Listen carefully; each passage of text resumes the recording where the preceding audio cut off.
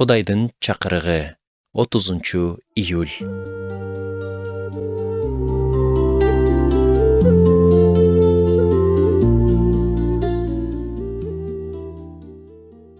Социалдык тармактар үстөмдүк кылган чексиз интернеттин заманында жашап жатабыз.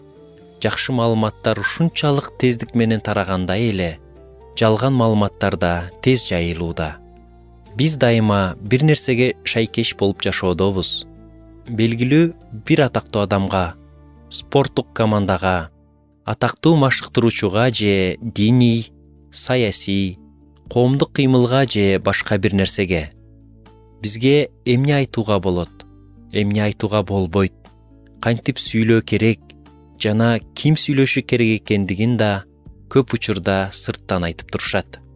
Дал ушундай учурда ыйык жазууда айтылган нерсени эстешибиз керек. Накыл сөздөр 31-бөлүмдө мындай дейт: Оозуңду сүйлөй албай тургандар үчүн, жетимдерди коргоо үчүн ач. Оозуңду акыйкаттык үчүн, алсыздар менен жарды жалчылардын иши үчүн ач. Бир жолу мен өспүрүм кызымдан бирөөлөрдүн үстөмдүгүнөн кыйналып жаткандарды социалдык тармактар аркылуу коргоо кыймылына кошулгум келеби деп сурап калдым. Ал коркуп мени карап, эгер ал муну жасаса, баары аны шылдыңдап, өз кошо басынтууларга дуушар болорун айтты.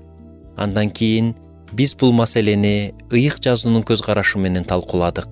Биз машаяк унчукпагандардын жана эзилгендердин башкы коргоочусу экенин жана анын күчү аркылуу биз да мындай адамдарга жардам бере аларыбызды көрдүк.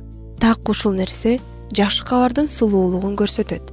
Жакшы кабар бизге чындык үчүн кайрат берет. Бирок ошол эле учурда ырайым жана момундукта жашоону үйрөтөт.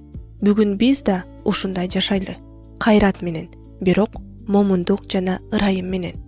Ыйса өз ишин улантып жатканын унутпайлы.